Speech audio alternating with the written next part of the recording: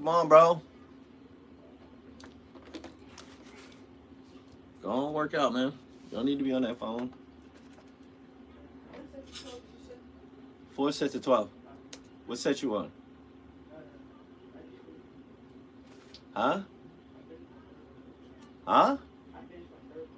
Oh, okay. After that, do the lat pull down machine. 4 sets of 12s.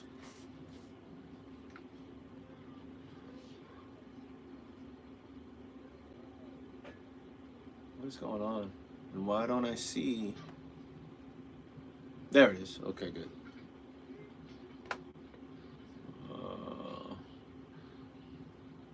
Okay, good.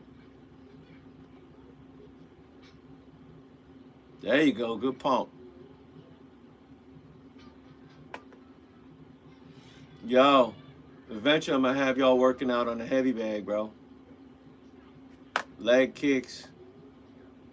Well, let's start off with leg kicks.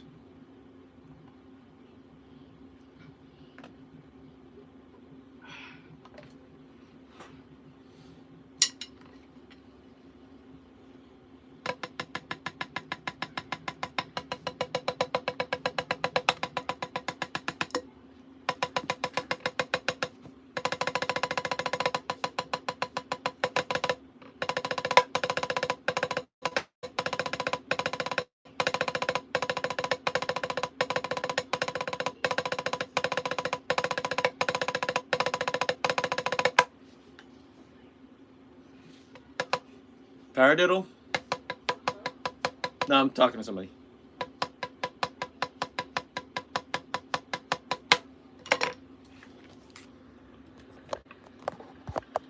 Ugh.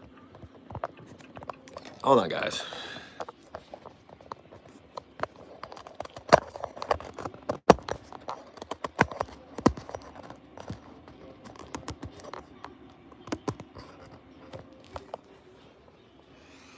There we go.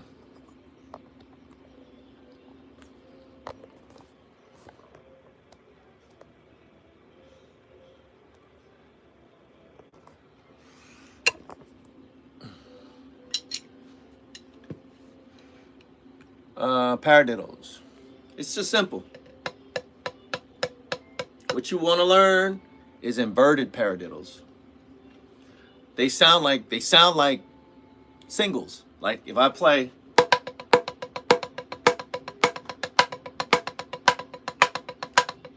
sound the same.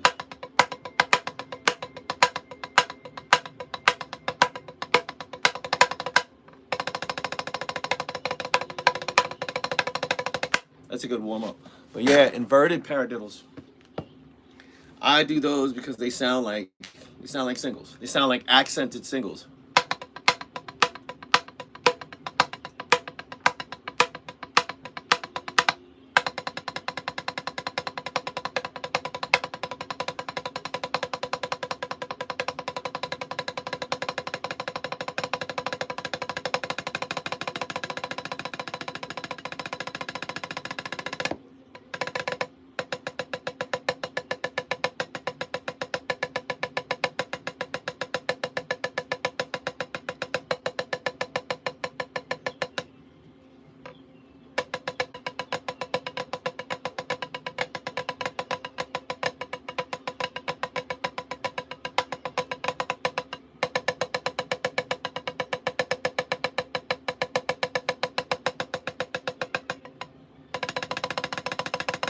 Come on, man. Wasting time, bro. Get off that phone.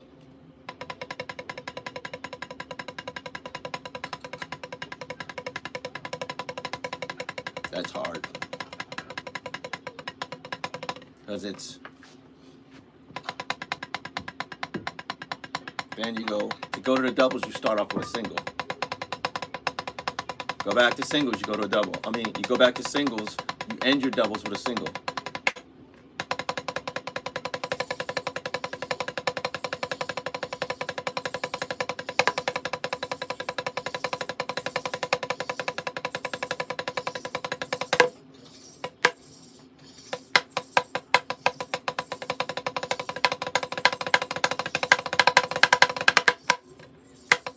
and I like to do singles. I like to do doubles like this. I got into a habit really early on, like.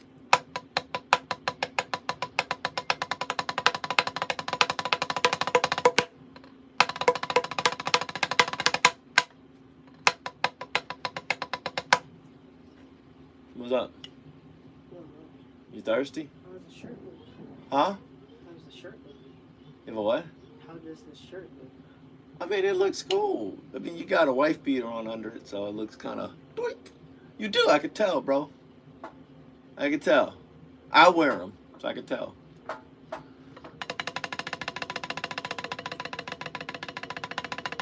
Yo, get me some water out of that fridge.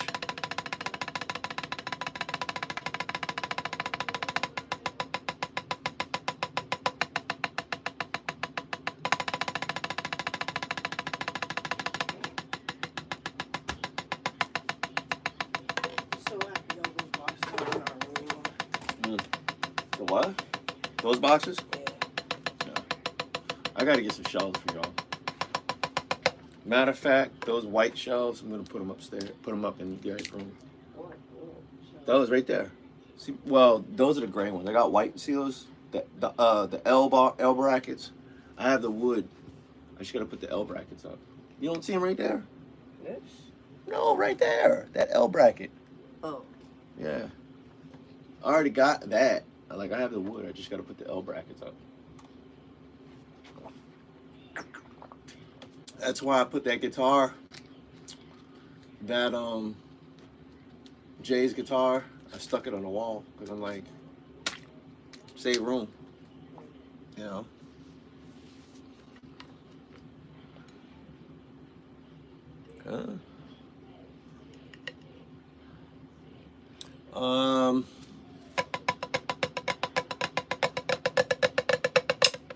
Northern Cal. Oh, it's good Lord, it's like, cause it's 6 o'clock here. I feel like 4 in the morning, 4:30, something like that. Northern California, where? Humboldt County, or like San Francisco? What part?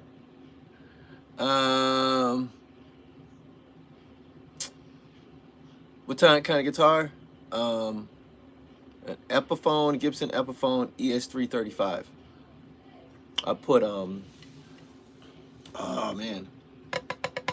I want to say I put genuine Gibson pickups in it, but yeah. And that's like, I got acoustic there, electric bass over there. I got rid of my acoustic bass.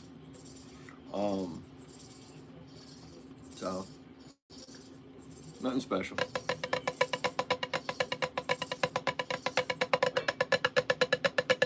Ah,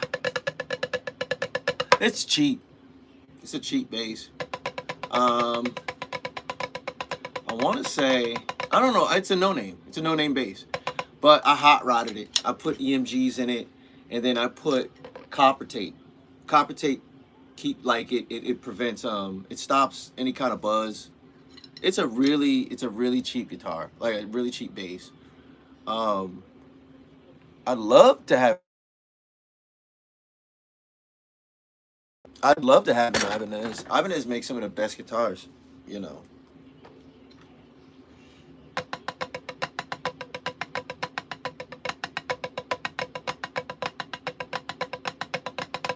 You know, it's a good bass, but I think they stopped making them.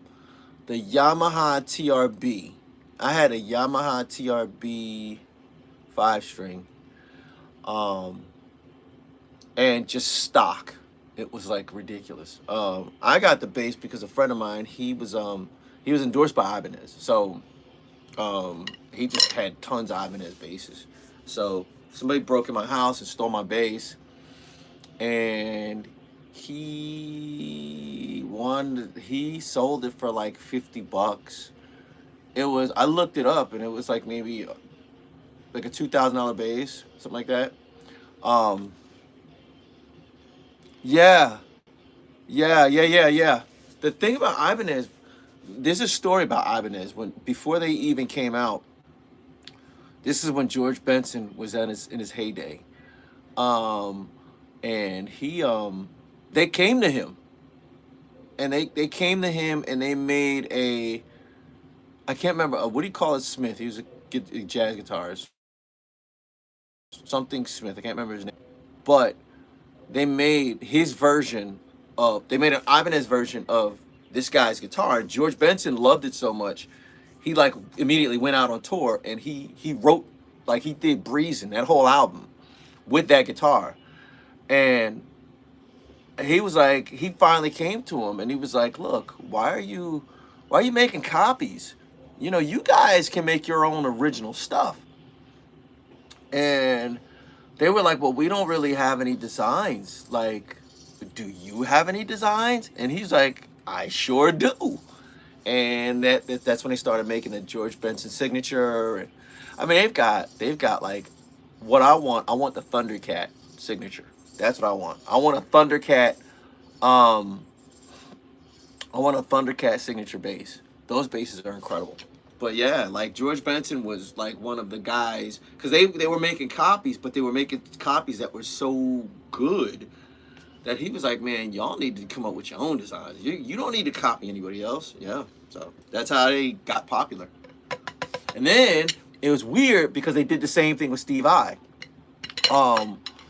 When Steve Vai, I remember Steve Vai before he was with David Lee Roth. He had that Flexible album. It's him. It's a drawing of him with a guitar that's like melted over. And it was the Flex side and the Able side. And he eventually went to, he started playing with David Lee Roth. Somebody stole all his guitars. Middle of the tour, somebody stole all his guitars. And Ibanez was like, hey, we'll make your guitars. And that's when he went, you know, he went and designed the Gem 777. And of course it was like, okay, you can design it, it's your signature guitar, but you know, we'll pay you to use, you know, whatever, the design. But yeah, man, Ibanez, and I'm gonna say this, I remember before Ibanez started making the signature Gem, before they really started going into the rock field, they had this one guitar, I can't remember what it was. It had a weird funky shape, but the thing sounded incredible. Like I remember a friend of mine had one. This was years ago. This was like in the early 80s. I'm dating myself, but yeah. Ibanez, they're like some of my favorite guitars, you know.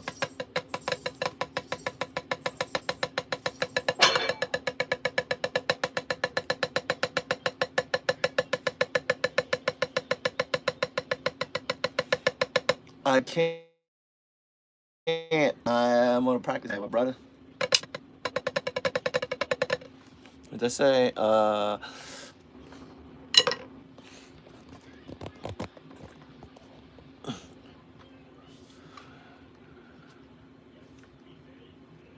What? What? No way. No way. No way. I need a guitar like that. Huh? What's the slap box? I don't know what that is.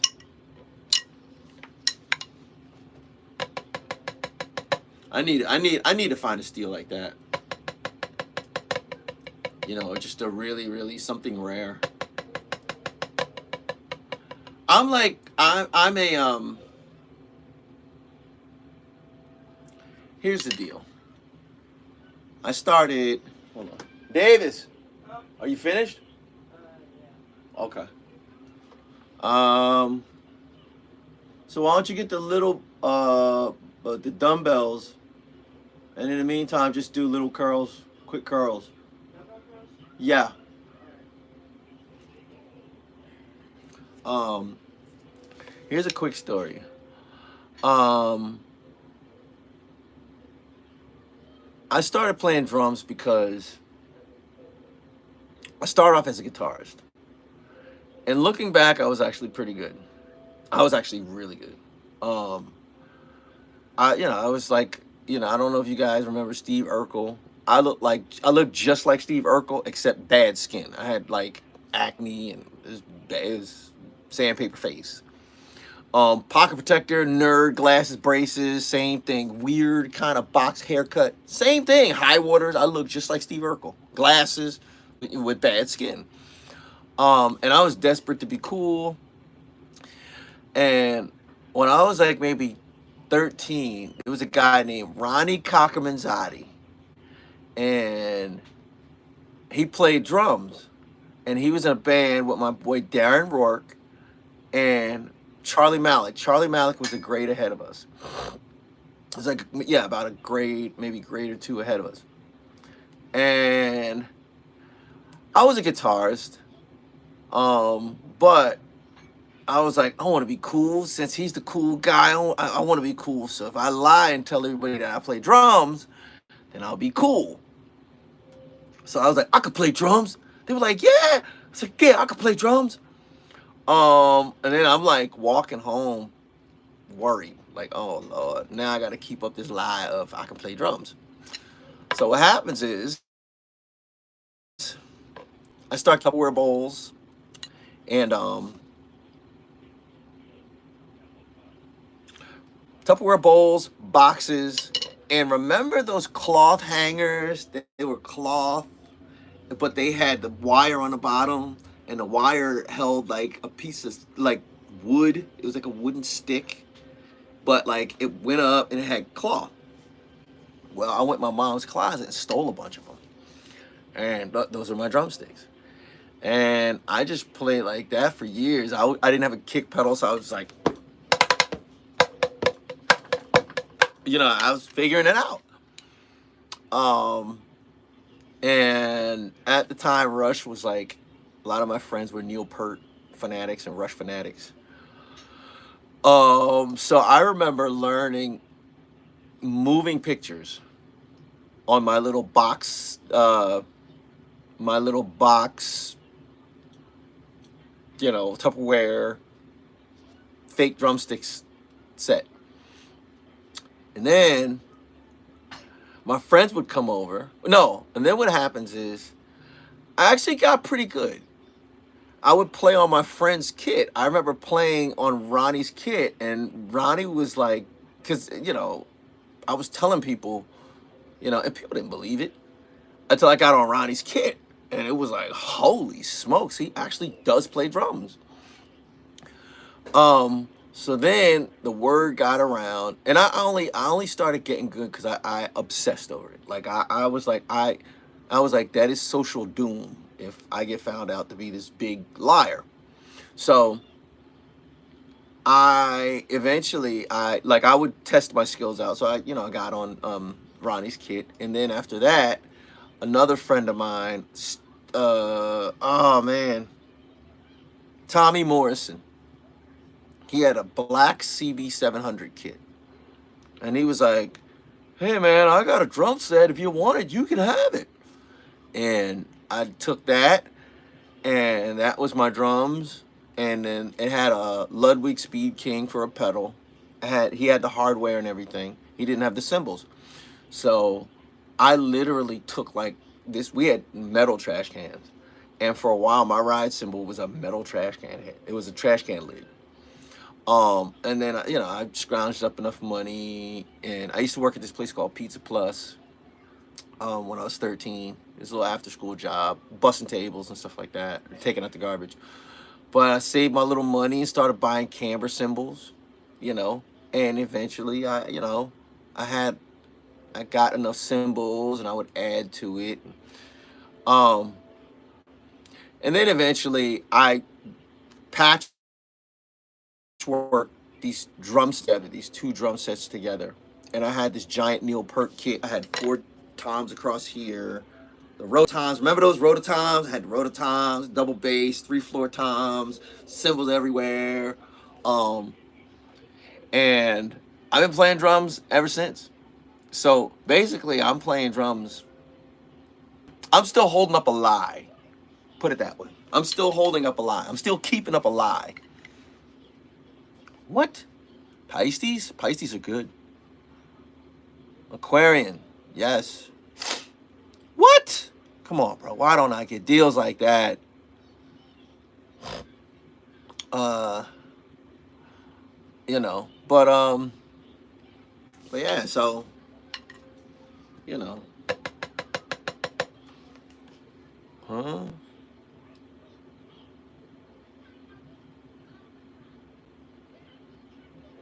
You talk about a cajon? That wooden box, the Peruvian cajon, because it's Peruvian. It's a cajon. The first time I saw one was a guy on Weather Report, Alex Acuna. He played on their like one of their biggest album, Heavy Weather.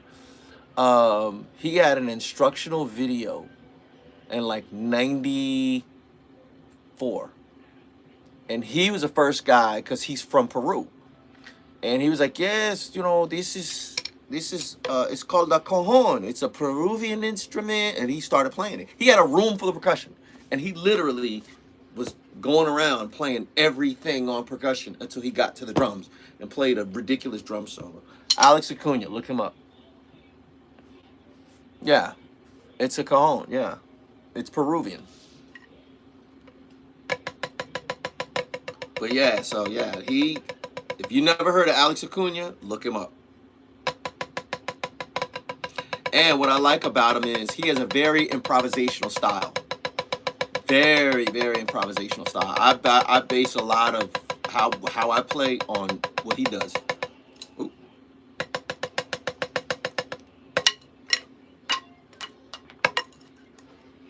I'm doing that. Like I don't. If you notice, I don't grip the sticks real hard. They're just loose enough to just bounce out of my hand. You know. So I try to keep it as light as possible. Because you start gripping hard, like you got to use your wrist. The whole point is to use your fingers. You know. When you say you've been playing for 70, I've been playing for over 50.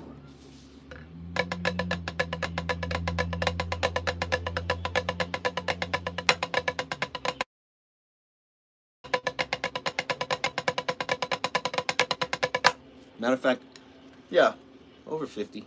No, 51. 51 years. I know I look young, but that's God. That ain't me.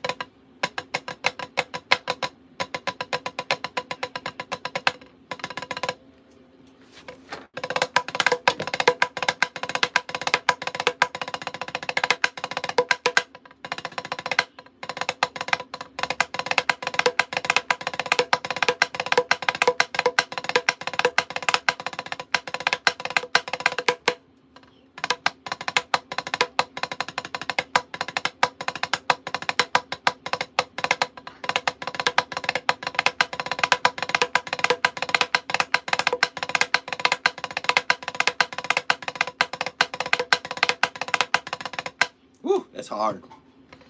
That's something I just started doing a couple days ago.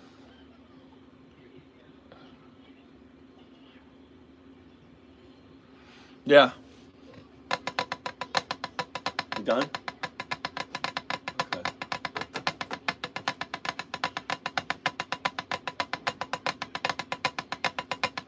Well, what time is it? You might as well eat. Go get something to eat. What? Oh. What does it say? Oh yeah, definitely. Um, yeah, go eat, man. Go eat breakfast. This is loud.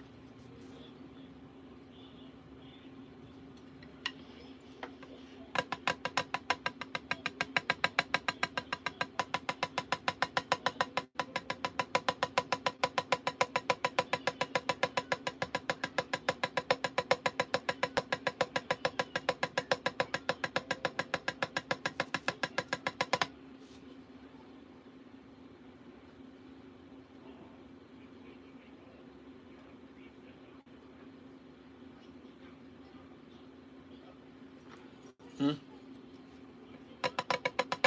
Oh, yeah, I know. The way I play now, go on my channel and go see the videos. The way I play now, I was playing like that by the time I was 15. So now I'm just like, it's the time you put in. It's the time you put in.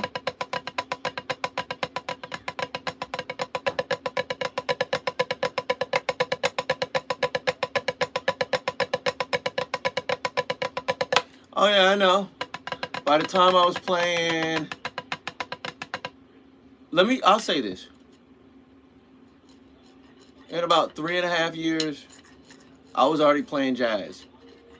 I transcribed every Rush album from Fly By Night to Chutes and Ladders. I transcribed, and I was playing that stuff note for note. Note for note. All the solos. Everything. Exit Stage Left. All the World's a Stage. I was like 15 playing that stuff. I was like 15 playing all of Zeppelin. Like, note for note. I was like 15. I was 15 playing everything I could find that Mitch Mitchell was playing. I was like, by the time I was 18, to be honest, I was playing rock, but I was kind of good on rock. I was moving to jazz, and like I was, 'cause you got to consider I was a nerd, man. All my friends were musicians, and I just didn't want to get found out for telling a lie that I played drums, so I did the opposite. I obsessed over it to the point where I was playing in bars and clubs, man, and I used to, they'd be like, bro, like, you look too young, like, but they'd let me in anyway. This is Jersey. They'd let me in anyway, and those guys were like in their late 20s and early 30s. I was playing with those guys. So trust me, you're preaching to the choir, dude. Like, I've been there. I was really, really advanced, and I was advanced because I obsess over things. If I want to do something, I obsess over it. I block out everything else, and I'm like, I just do it. And to be honest, drums isn't even my natural instrument. Like the running joke in my house was, the only reason why he's good is because he's always practicing incessantly. Because he can't dance, he's got no rhythm, he can't, like, yeah, people that my family members would clown me. They'd be like, you can't dance, you can play drums though, but you have no rhythm. Like, but there's, if you have basic rhythm, you can refine it. You know what I mean? Like, if there's what's called rhythmically deaf. If you have problem following along to something simple like this, everybody can follow this. If you can't follow this, then you're rhythmically, you got people like tone deaf, you're rhythmically deaf. You know what I mean? But most people, it's like, most people have a basic sense of rhythm. It's how far you refine it. You know what I mean? So, but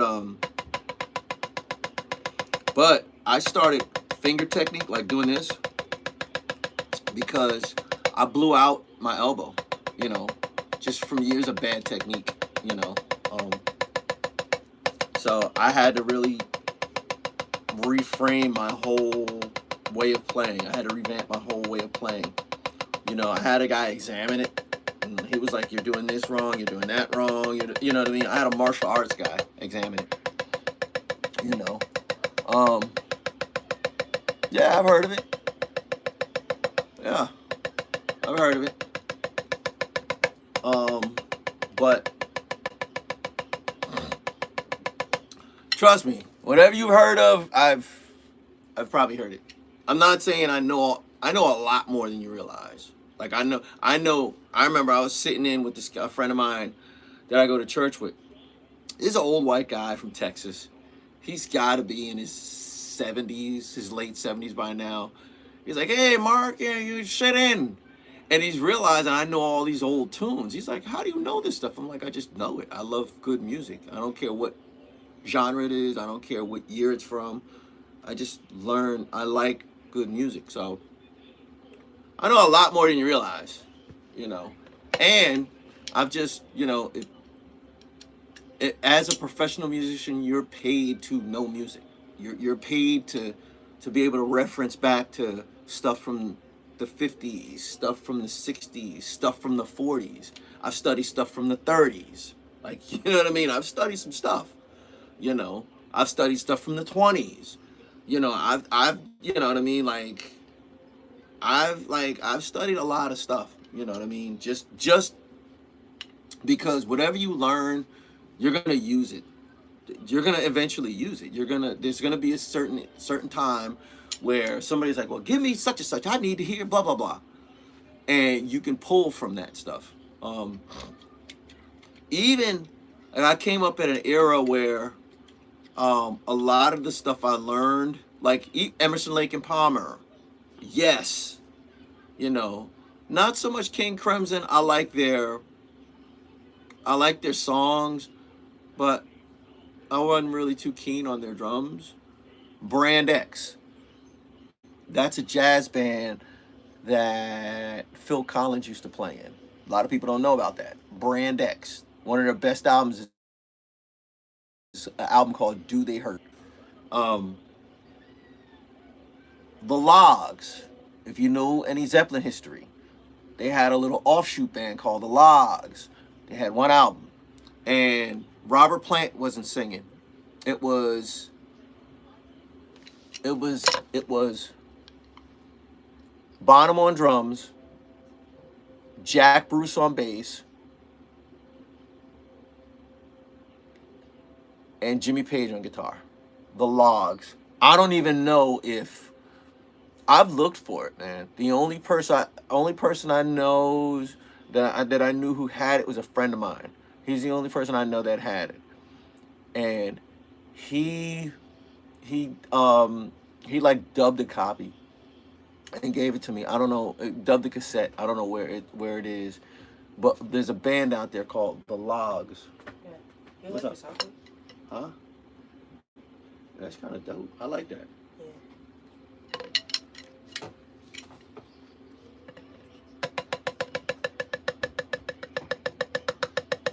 Hank Williams, yes. Ventures. Oh, y'all talking about some good stuff.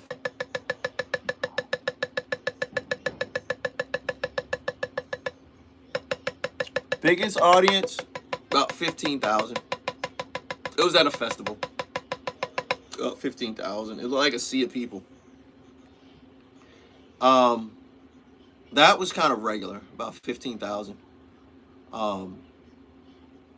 That was like, I was actually playing with a metal band, and we played a lot of festivals.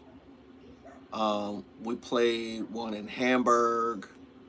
We played the one in Hamburg, and like regularly. We played one in Austria. We played one, like we would do little spot shows, but we do the regular festival circuit. So it was a bunch of places. London, Great Britain, we played one. Um, London London's a great. I don't know. I feel like Europeans in general appreciate our music more than we do. I feel like I feel like we're so disposable with our music because we make it, and then it goes overseas, and they play our stuff better than we do. But let me see. France, Italy, England, Germany, Austria, of course, Canada. Um, you know, it's like so many places. After a while, it becomes a blur. Um, oh, Sweden, we did like 2 shows there. Um, Switzerland, we did a couple shows there. Norway, Norway has a ridiculous metal scene, so we did a bunch of shows there. Um, but yeah, mostly like Germany, England, France, um, Italy. But yeah, Norway has a huge metal scene. Um, so yeah, the most I've ever played was like 15,000 people. Um, and even like now, like doing church gigs, I'm playing in front of like when we have the big congregational services, there's like 10,000 people. You know, like it's like a sea of people. It's weird. It's creepy. You know. Now I've been to Japan. I never played in Japan, but I've been to Japan. I've been to Hong Kong. I would love to have played in Hong Kong. And this, I went to Hong Kong in the 90s. I went to Hong Kong in 94. We just went just to go. Um, and we went to Japan just to go. I went to Hong Kong in like 94. This was before it was given back to China. It got given back to China in 90. No. It got given back to China in 97. We went in 91. And the reason why I say that is because when we were there, there's a walled city. It's not there anymore. They took it down, but it was a giant wall. It was like a wall. It was like a 30-story wall of just like it was a wall. Um, uh, I've been to a lot of places. I'm fortunate to have traveled to a lot of places. A lot of it was like for like work, touring. Some was like vacation or just to go. Um, Went to Africa. I went to South Johannesburg just to go. This is before apartheid. I went to, which was crazy because they were like, if you're American black, they're like, oh, it was different. Um, but it was nice there. It was really nice. I went to Kenya, Nairobi, which the interesting thing about Kenya is they got skyscrapers, they got everything. It's just like America. They got skyscrapers, they got buses, they got McDonald's, they got this. The only difference is it's hot as all get out, and a lot of the roads are kind of like nicely paved. Like they really, and the grass is like when people, you cutting the grass. The suburbs, the houses are very manicured. And you got the city. We landed in Jomo Kenyatta International Airport. And, our hotel was in Nairobi. I met Michael Landon. Remember that dude? The Saved, Touched by an Angel dude. The angel dude. He played on Bonanza. I met that guy. He was staying at the same hotel. You know Dingo? Huh? You know Dingo? What about him? There was a cat in there, and Dingo chased him? it walked over, just started running, and then Dingo and his friends started chasing it. Yeah. They ain't gonna do nothing to that kid. Man, that cat will scratch Dingo's eye. Outran that bitch so quick. Man, Dingo ain't gonna do nothing to that dog. But go on, get ready for school, man. The difference between Kenya, like they have, you got Kenya, which is the city. You got you got Nairobi, which is the city, and then you got Mombasa, which is a suburb of Nairobi. Yeah, Michael Landon. He played on Bonanza as the youngest one. I met him in Kenya. And he's short, but he's like a stocky dude. He was a stocky dude. I was surprised. He was like all tanned and walking out like I was like, oh snap, Michael Landon. I was like, Michael Landon. He was like, hey, 'cause I guess he was like an American in Kenya. He was like, hey, how's it going? I'm like, hey, you know, so it was cool. But the difference is Nairobi, it's like they got downtown Nairobi, all this stuff.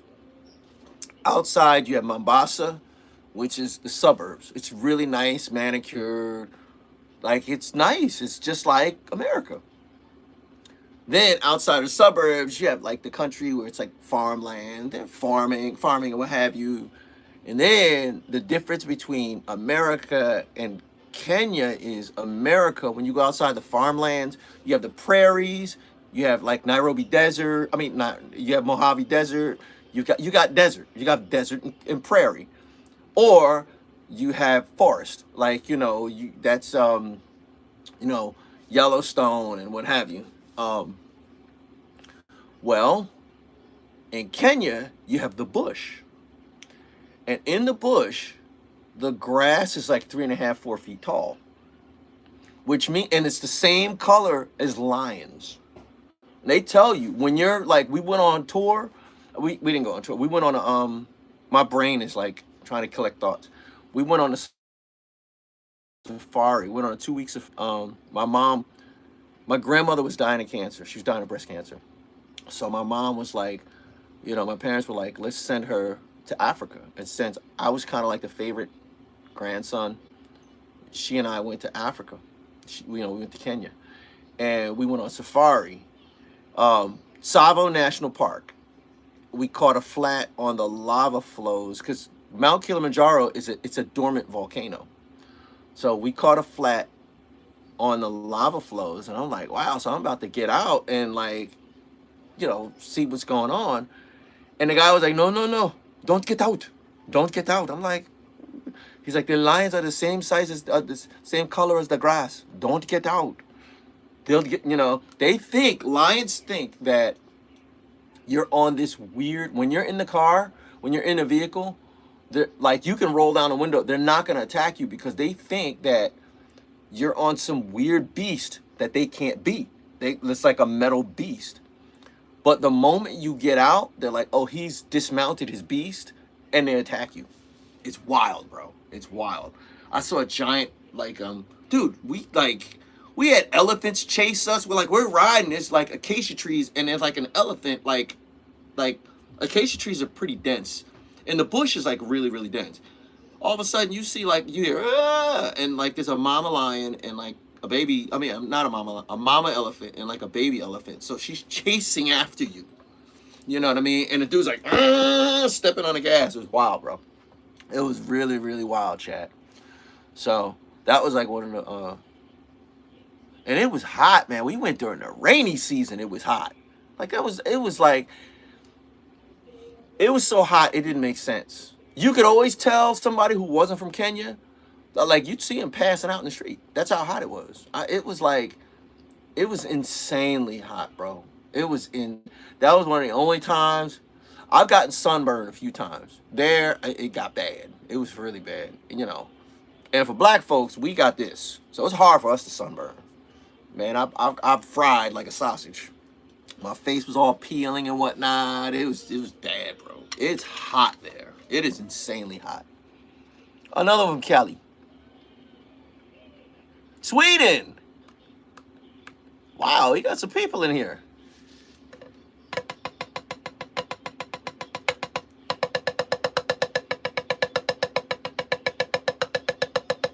Okay, I cannot today.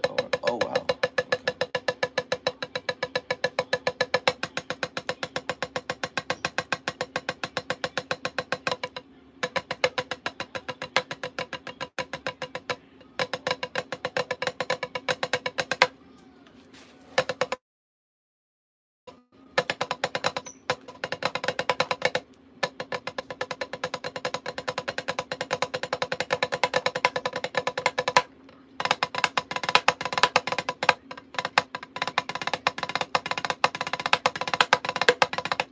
Mm.